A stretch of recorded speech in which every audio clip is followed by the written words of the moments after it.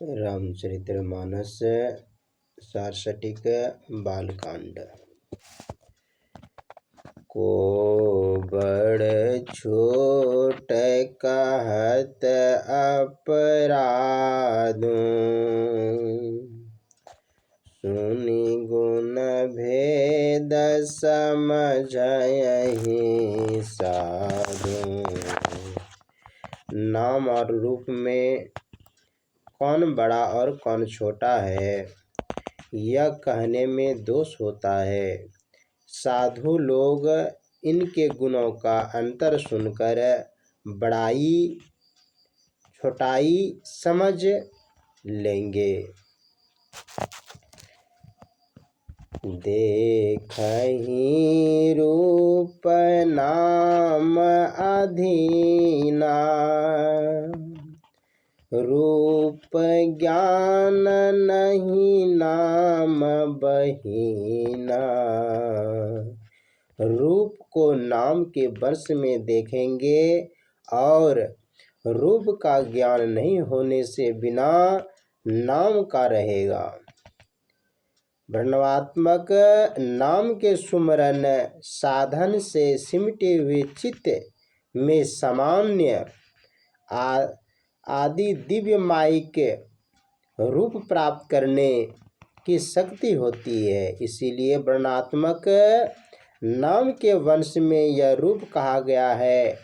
आदि वक्त माइक रूप से ध्यानाभ्यास से विशेष सिमटे हुए चित्त को समान दिव्य रूप बिंदु व अनु से भी अनुरूप ग्रहण करने की शक्ति होती है। और इस रूप के ध्यान के साधन से गोस्वामी के अर्थ में नीचे कोष्ठ के वर्णित किया गया है कि समान दिव्य रूपों को प्रत्यक्षता हो जाती है। जिसमें इन दिव्य रूपों का ज्ञान नहीं होगा वे बिना ध्यानात्मक नाम के रहेंगे।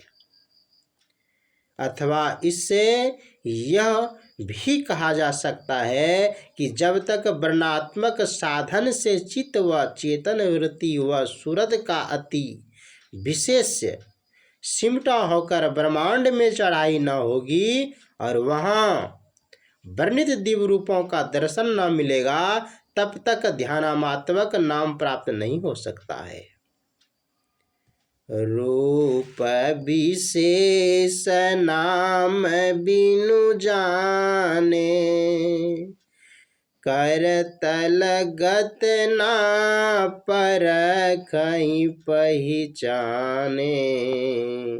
बिना ध्यानात्मक राम नाम के जाने विलक्षण रूप आत्म स्वरूप हथेली में प्राप्त है, पर पहचानने में नहीं आता है कि शब्द अपने आकर्षण से सूरत को खींचकर अपने उद्गम स्थल तक पहुंचा देता है। ध्यानात्मक राम नाम आदि शब्द हैं और प्राकृतिक मंडल के ऊपर स्वयं सर्वेश्वर ही उसका उद्गम स्थान है। सर्वेश्वर का स्वरूप विशेष रूप व आत्म स्वरूप ही है। यह विशेष रूप सर्वव्यापक है। प्रत्येक पिंड में यह विशेष रूप व्यक्त होकर जीवात्मा कहलाता है। इसीलिए यह रूप सबको कर तल गत या हथेली में प्राप्त है। यदि ध्यानात्मक राम नाम को कोई परख सके तो इसके आकर्षण से विशेष रूप तक उसकी सूरत पहुंच जाएगी और उसको पूर्ण आत्मज्ञान हो जाएगा। सुमहि रही नाम रूप बिनु देख, आवत हृदय स्नेह बिसेके। सुमरहि नाम रूप बिनु देखे, आवत हृदय स्नेह बिसेके। बिना रूप देखे नाम को भजिए तो हृदय में विशेष व विलक्षण का आत्मस्वरूप का स्नेह होता है। सुष्मिता अवस्था में अतिरिक्त दूसरे सब अवस्था में और समस्त रूप मंडल में त्रिकुटी तक बिना रूप देखे सुमरण करना असंभव है। त्रिकुटी के ऊपर शून्य में सूरत को पहुंचकर शब्द ध्वनि मात्रक नाम में सूरत को लगाना बिना रूप देखे सुमरण है। नाम रूप गति अखत कहानी, समुझत सुखद न परित बखानी। नाम और रूप के ज्ञान की कहानी संपूर्ण कहानी कहने में नहीं आती है। समझने में नाम रूप सुखदायक है, पर उनका वर्णन नहीं किया जा सकता। अगुण सगुण बीच नाम सुसाखी, अभय प्रमोदक चतुर दुख भागी। अवगुण और सगुण के बीच में नाम अच्छा साक्षी गवाही है। दोनों निर्गुण सगुण का ज्ञान देने वाला, दुर्भाष्य को भाष्य जानने वाला बुद्धिमान है। वर्णनात्मक और ध्यानात्मक दोनों शब्द के ज्ञाता को यहाँ पर दूरभाषी कहा गया है। राम नाम मणि दीप धरूं, जिहूं धैर्य द्वार। तुलसी भीतर बाहरूं, जो चाहिस उजियार। तुलसीदास जी कहते हैं कि यदि तू भीतर और बाहर दोनों जगह उजला चाहता है तो राम नाम मणि दीप को जीभ पर देहरी के द्वार पर रख, जीभ पर लाओ और उसो भजो। नाम जीप जपहि जगहि जोगी, बिरति बिरंचहि प्रपंच वियोगी। नाम को जीव से जप कर योगी जगते हैं और ब्रह्मा के प्रपंच अर्थात संसार में वह निरासक्त होकर उसे त्याग देने वाला होता है। योगी जगत में योगी योग का असंभव करते हैं, अर्थात वर्णनात्मक नाम को एकचित होकर जपना यह साधन का प्रारंभ है। ब्रह्मा सुख ही अनुभव ही अनुपा, अखत अनामय नाम रूपा। वे अनुपम ब्रह्मा सुख का अभाव करते हैं, जो सुख कहा नहीं जा सकता, जो रोग सहित रोग रहित है और जिसका नाम और रूप नहीं है। जाना चाहिए गुण गति जेहूं, नाम जीव जपै जानहि तेहूं। जो कोई गहन ज्ञान को जानना चाहता है वे भी नाम को जीव से जप कर जान जाता है। साधक नाम जपहि लहु लाए, होई सीधी अनिमादिक पाए। साधक लब लगाकर नाम का जाप जपते हैं और अनिमा आदि सिद्धियों को पाकर सिद्ध हो जाता है। जपहि नाम जन आरती भारी, मिटहि सुख संकट होई सुखारी। बहुत ही दुखी लोग जान नाम जपते हैं, इसमें उनके कुछ संकट मिट जाते हैं और वे सुखी हो जाते हैं। राम भगत जग चारि प्रकारा, सुकृत चरीरहु अनग उदारा। राम के भक्त संसार में 4 प्रकार के होते हैं। चारों पुण्यवान, निष्पाप और उदर होता है। चहूँ चतुरन कह नाम आधारा, ज्ञान प्रभु बिसही प्यारा। चारों चतुर भक्तों को नाम का आश्रय है, पर ज्ञान भक्ति ईश्वर को विशेष प्यारा है। ज्ञान भक्त का ईश्वर को क्या है? विशेष प्यारा है।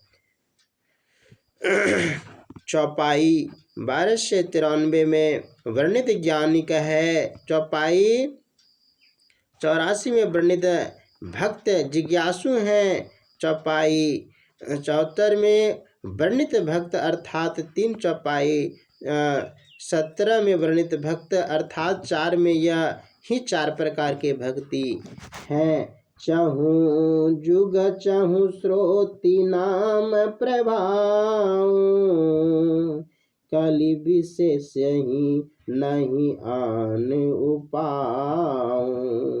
चारों युग के लिए चारों वेद में नाम का ही प्रताप कहा गया है। विशेष कहकर कलयुग में इनके बिना दूसरा उपाय ही नहीं है।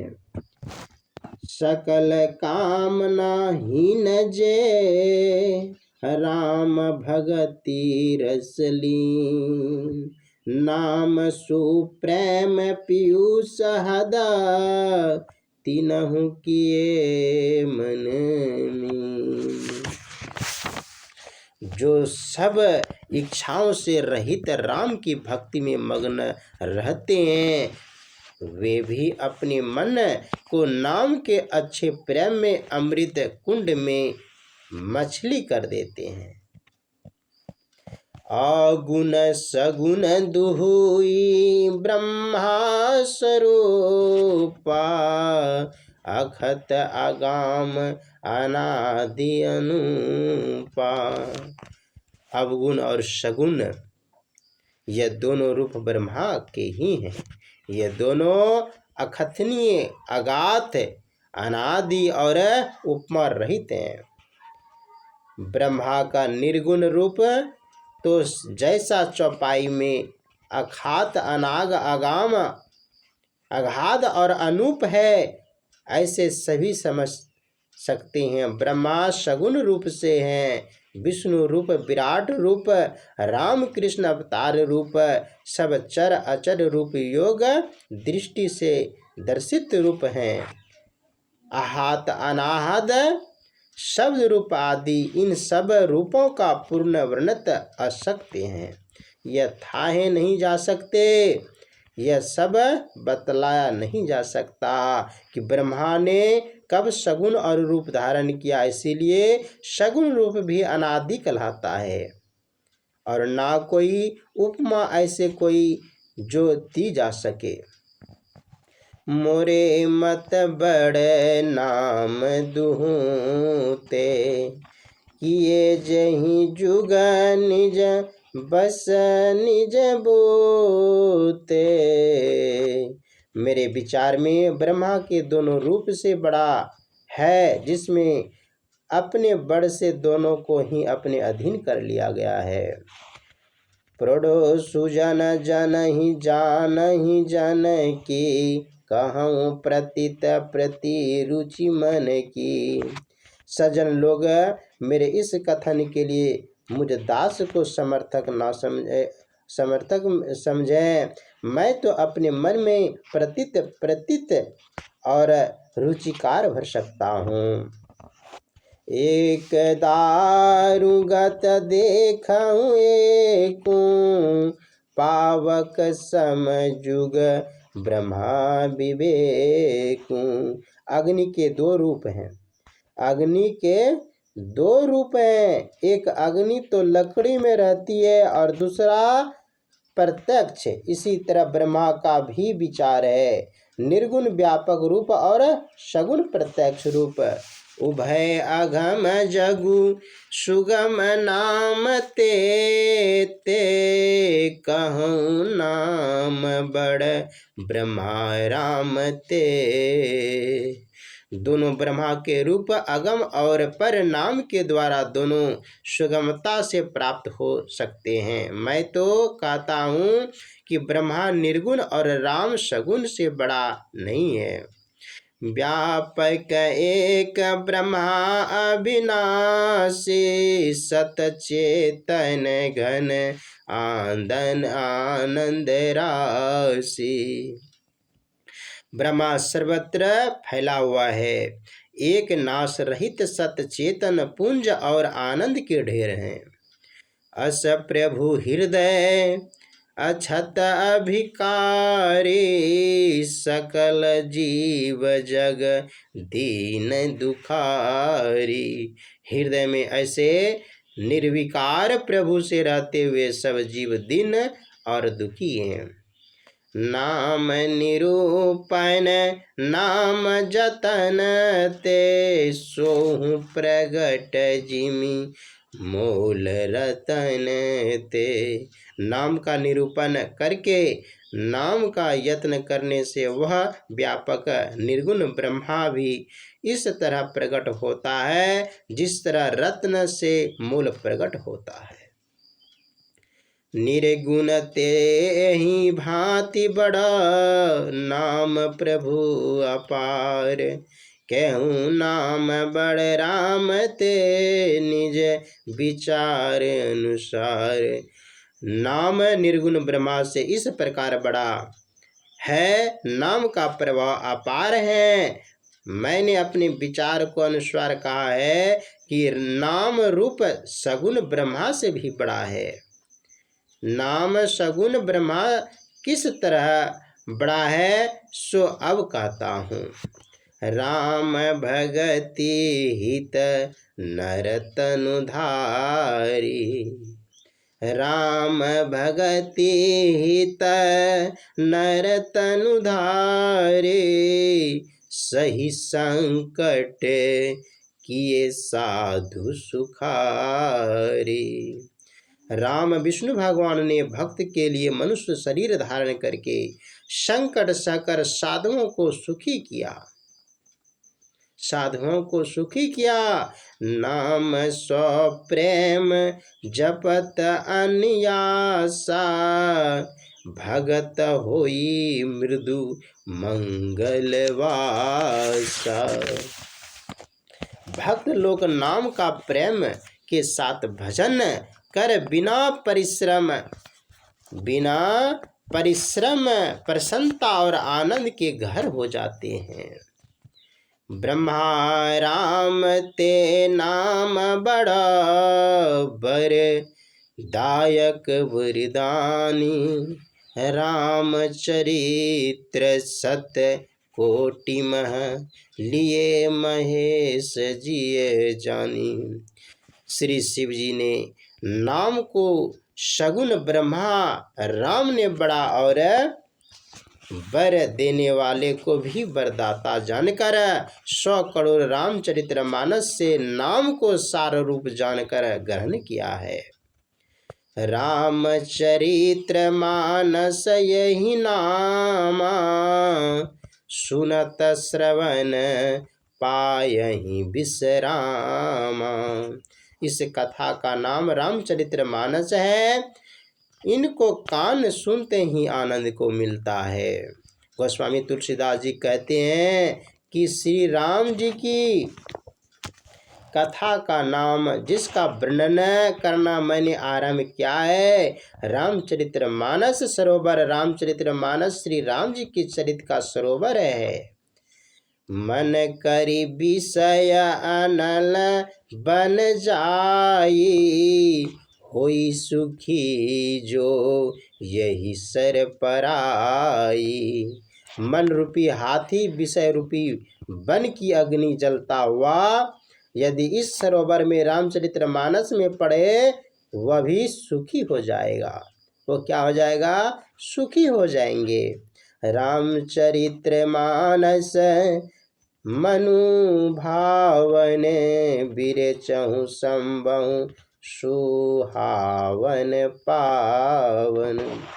मुनियों को अच्छा लगने वाला सुहावन और पवित्र रामचरितमानस श्री शिव जी ने बनाया। मनु भगवान ज्ञान पुरुष ने मन को अच्छा लगने वाला पदार्थ त्रिविधित दोष दुख दरिद्र दानव कली कुचलहि कली कलुषक नासवन। यह रामचरितमानस 3 प्रकार के दोषों को, दुखों को और दरिद्रता को दबाने वाले कलयुग की कुरीतियों और पापों को नाश करने वाले हैं। 3 दोष मन, वचन और कर्म के तीनों दुख दैहिक, दैविक और भौतिक। 3 दरिद्रता, ज्ञानहीनता, इंद्रियों सुख लोलुपता और धन लोलुपता, यह 3 दरिद्रता होता है। रचि महेश निज मानस राखा पाई सुमरं शिवासन भाखा। रामचरितमानस को शिव जी ने बनाकर अपने मन में रख लिया था और अच्छा समय पाकर श्री पार्वती जी को कहा, हे तात रामचरित्रवर धरहु नाम ही हर सई हर। इसी से शिव जी ने अपने मन में खोज कर प्रसन्नता पूर्वक इसका सुंदर नाम रामचरितमानस रखा। लीला सगुन जो कहीं बखानी सोई स्वसता करही मलहानी। साधु लोग जो ब्रह्मा की सगुन लीला का वर्णन करते हैं, वही मैल को नष्ट करने वाली श्री रामचरितमानस जल की निर्मलता है। इस जल में सगुन लीला रूपिणी निर्मलता से शरीर का मल नहीं, हृदय का मल नष्ट होता है। इसी तरह पोखर, कूप और नदी आदि के जल की निर्मलता से शरीर का मल नष्ट होता है। प्रेम भगति जो बर नहीं न जाई सोई मधुरता सुशीतलता। प्रेम और भक्ति जिसका वर्णन नहीं किया जा सकता, वही तो उस जल की मधुरता और सुशीलता है। प्रेम मीठापन है, भक्ति भजन सेवा नवधा, भक्ति ठंडकपन है। सूठी सुंदर संवाद बर बिरचे बुद्धि विचारी तेहि ये पावक सुभंग सर घट मनोहर चारी। अत्यंत श्रेष्ठ और सुंदर संवाद जो बुद्धि से विचार करके रचे गए हैं, वही तो इस पवित्र सुंदर सरोवर को मनहारन करने वाले 4 घाट हैं। यश वल्लभ जी भारद्वाज का संवाद, शिव पार्वती का संवाद, काकभुसुंडी जी, गरुड़ जी का संवाद और कुंभंज ऋषि का तथा शिव जी का संवाद, यह ही चारों संवाद 4 घाट हैं। सप्त प्रबंधक सुभंग सोपाना ज्ञान नयन निरखत मन माना। 7 काव्य रचना कांड सुंदर सीढ़ियाँ जिन्होंने ज्ञान के नेत्र से देखने में मन प्रसन्न होता है। ज्ञान नेत्र प्राप्त करने के 2 साधन हैं, विद्याभ्यास और योगाभ्यास। विद्याभ्यास और ज्ञानाभ्यास। योगाभ्यास आप्त जन का विश्वसनीय जन को वचनों को प्रणाम द्वारा ज्ञान प्राप्त करना एवं उपामन प्रमाण द्वारा और अनुसरण प्रमाण द्वारा ज्ञान प्राप्त करना विद्याभ्यास से होता है। और इन 3 प्रकार के अनुभव का प्रत्यक्ष ज्ञान नहीं होता। ज्ञान की कोई पूर्ति के लिए दूसरा साधन योग अभ्यास है, जिससे अनुभव प्रत्यक्ष ज्ञान होता है। उपयुक्त दोनों साधनों के बिना ज्ञान चक्षु खुले ज्ञान चक्षु खुले बिना रामचरितमानस में वर्णित चारों घाटों को सीढ़ियों को बिना मन ही मानेगा, अर्थात बोध नहीं हो अथवा उसकी निर्मलता होकर नाश होगी। गोस्वामी तुलसीदास जी महाराज कहते हैं, मोह निशा सब सोवहि निहारा, देखहि सपन अनेक प्रकार, यही जम जमनी जागहि जोगी, परमारथी प्रपंच वियोगी। रामचरितमानस में सकल दृढ़ निज उदर मेल, सोहि निद्रत जियोगी, सोई हरि पद अनुभयं परम सुख, अतिशय द्वैत वियोगी। शोक मोह भय हरस दिवस निशि, देश काल तहि नाहि, तुलसीदास यही दशाहीन, संशय निर्मूल नहीं जाई। यह विनय पत्रिका का गोस्वामी तुलसीदास जी रामचरित्र मानस के वर्णन में यह भी साफ कह दिए देते हैं। चौपाई नव रस जप तप योग बैराग, सब जल चर चारों तड़ागा। तात्पर्य यह है कि रामचरितमानस में योग रस भी है। योग साधन विहीन केवल विद्या बुद्धि योग रहस्य का अर्थात ज्ञान प्राप्त करना असंभव नहीं। इसीलिए विद्याभ्यास और योगाभ्यास दोनों ज्ञान नेत्र प्राप्त करके रामचरितमानस में देखने से उसके अंतर में सब रहस्य जान सकेंगे।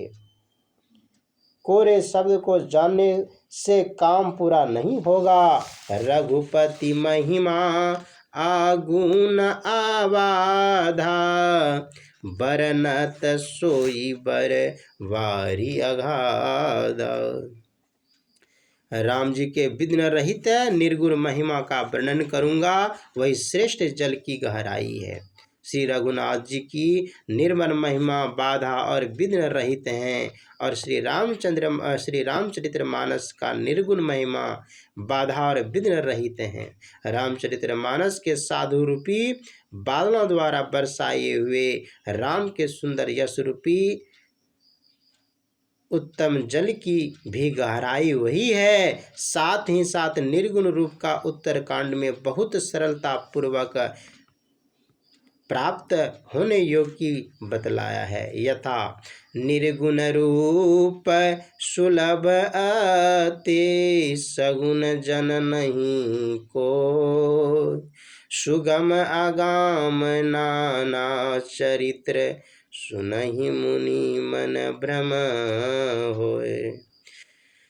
निर्गुण महिमा बाधा रहित होने के कारण स्वभाव से ही हो, स्वच्छता युक्त मल रहित होगा। इसीलिए निर्गुण महिमा स्वच्छता सहित रामचरितमानस के जल की अगाधता है। चौपाई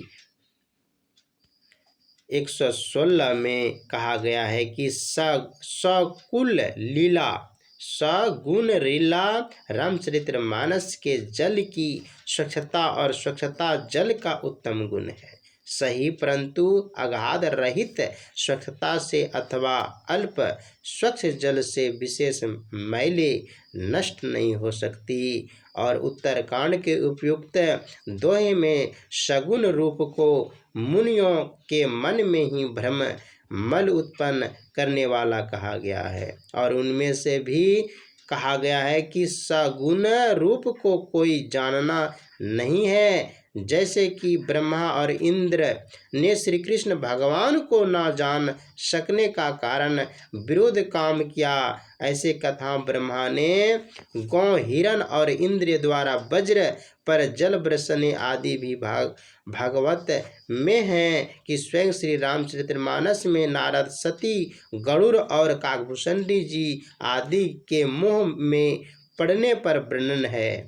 निर्गुण और सगुण के उपयुक्त वर्णों को विचार कर बुद्धिमान जान सके कि यद्यपि रामचरितमानस में सगुण और सगुण रूप और सगुण लीला का विश्रुति पूर्वक वर्णन है और निर्गुण रूप तथा निर्गुण महिमा का वर्णन उत्तरे विस्तार से नहीं है। यद्यपि श्रेष्ठा निर्गुण रूप और निर्गुण महिमा को ही उसमें दी गई है। प्रथम उपासक के लिए सगुण रूप सगुण लीला को श्रेष्ठ श्रद्धा से ग्रहण करने की आवश्यकता है, परंतु दुराग्रहण और हट से ब्रह्मा को सगुण रूप का ही परम विदित जान लेना तथा उसी से अटके रहना, उसका आगे ब्रह्मा के निर्गुण स्वरूप ग्रहण करने के उत्तम और सहनीय साधन विमुख रहना, रामचरितमानस की अगाधा के अंतस्तव में न पहुँचना, ब्रह्मा के निर्गुण स्वरूप रूपी अनमोल रत्न में गवाना, इस ऐसे दुराग्राही को प्रति स्वर्ग लोक में बाल गाथाएं तिलक यह वचन ठीक है। यह मुनि को अत्यंत रोचकनीय मूर्खता का लक्षण है कि वे इन सत्य तत्व को तो नहीं पहचानते कि ईश्वर सर्वव्यापी और सर्वसाक्षी सर्वस्य सर्वशक्तिमान और उसके भी परे अर्थात अत्यंत हैं, किंतु वे ऐसे नाम रूपात्मक व्याप्त अभिमान है अधीन हो जाता है जिसमें ईश्वर की अमुक समय अमुक देश के अमुक माता को गर्भ के अमुक वर्ण के नाम को कहा। आकृतियों का जो व्यक्ति स्वरूप धारण किए वही केवल सत्य और अभिमान में फंसकर एक दूसरे की जान लेने तक में उतारू हो जाते हैं। गीता का रहस्य भक्ति मार्ग 1423 पूर्ण मुद्रता सन इतने पूर्ण जे जो नाही चाह यही सर भाई सो सत्संग करहूँ मन लाई। हे भाई, जो इस तालाब रामचरितमानस में नहीं चाहे वह मन लगाकर सत्संग करे, बिना सत्संग रामचरितमानस में डूबकर नहीं समझ सकते। असमानस मानस चहु चाहिए भयहु कभी बुद्धि विमल अब गाई। ऐसे सरोवर को देखने से ही हृदय की आँख चाही कि जैसे स्नान करके कवि की बुद्धि निर्मल हो गई है। मानस चुप्पी दृश्य हृदय की आँख का वर्णन चौपाई अर्थात 4 के अर्थ के नीचे कोष्ठ अवश्य पढ़ें। चौपाई के नीचे ओष्ठ की कहीं रीति में हृदय को आँख को खोलकर रामचरितमानस में वर्णित विषय ठीक ठीक जान सकता है। इसी विषय में डुबाकर रामचरितमानस स्नान करते हैं।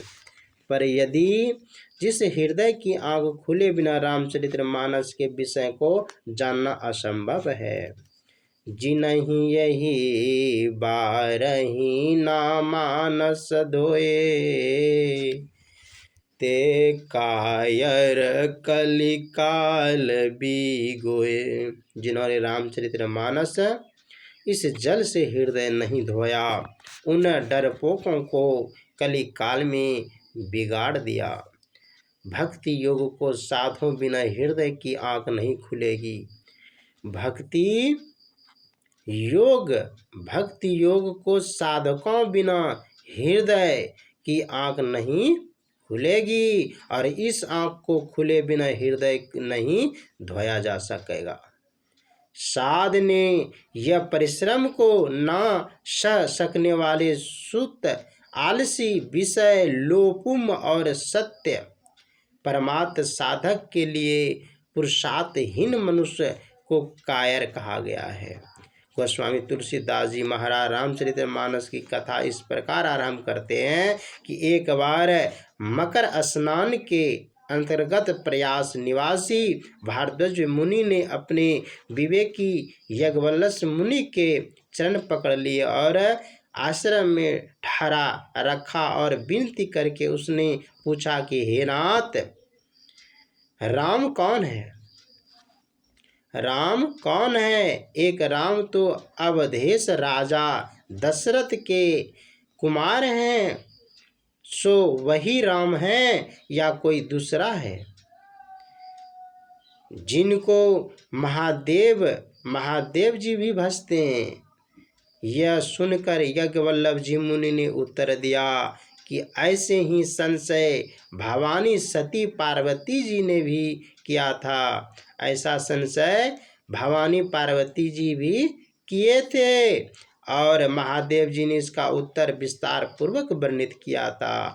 वही महादेव पार्वती का शुभ संवाद अब मैं कहता हूँ।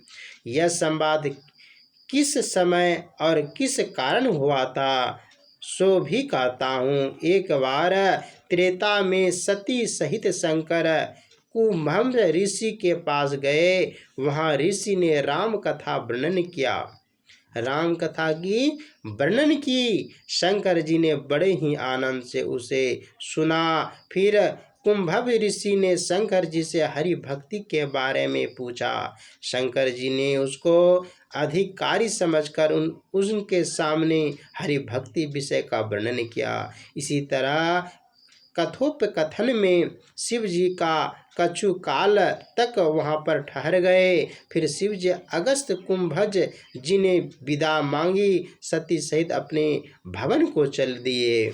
इसी अवसर पर धरती का भार उतारने को राम अवतार हुआ था। पिता वचन पालने के लिए राम जंगल गए थे और रावण ने सीता जी को हर लिया था। राम विरह होकर श्री सीता जी खोजते फिरते शंकर ने राम को इस हाल में जंगल में देखे। उन्होंने कुछ मस जानकर जान पहचान नहीं की और से वह सच्चिदानंद कहकर प्रणाम करके चल दिए। देखते सती को संशय हुआ। सती को क्या हुआ? संशय हुआ।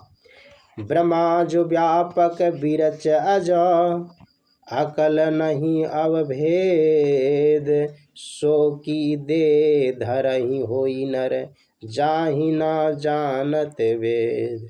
जो ब्रह्मा सर्वव्यापी निर्मल अजन्मा अहीन माया रहित इच्छा रहित और वेद रहित हैं, वे क्या देह धरकर मनुष्य होकर सकता है कि जो वेद भी नहीं जानते। विष्णु सो सुर हित नर तनुधारी, सोहि सर्प गय यदा त्रिपुरारी। यदि विष्णु देवताओं के हित नर तन धरे होते तो वे भी शिव जी के समान सर्वव्यापक सब कुछ जानने वाले होते। खोजहि सो की अवज्ञ इव नारी, ज्ञान धाम श्रीपति असुरारी। वे अज्ञानी भी भांतियों स्त्री को क्यों खोजने फिरते? वे तो ज्ञान के धर्म लक्ष्मी के प्रति और असुरों को मारने वाले हैं। शिव जी ने सती के मन में संशय जानकर कहा। श्री सद्गुरु महाराज की जय।